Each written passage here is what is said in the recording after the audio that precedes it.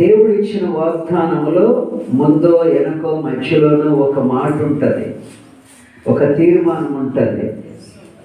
ఆ మాట ఆలకించి ఆ మాట ప్రకారం నువ్వు నడిస్తేనే వాగ్దానం నెరవేరేది.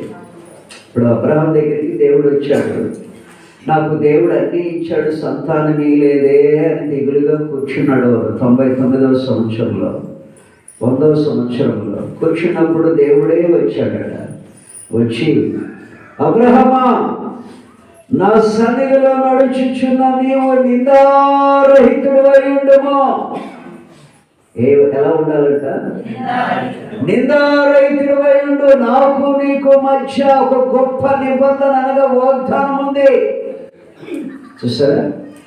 వాగ్దానం పొందుకోవాలంటే నువ్వు నిందారహితుడిగా ఉండని అక్కడ హెచ్చరించాడు. ఈరోజు నా జీవితంలో దేవుడు ఈరోజు ఇస్తున్న ఈ వాగ్దానం 2026 సంవత్సరం జనవరి 1వ తారీఖు నుంచే నీ కుటుంబానికి నా కుటుంబానికి వాగ్దానం ఫలభరితంగా రావాలంటే ఇక్కడ ఒక మాట చెప్పాడు దేవుడు.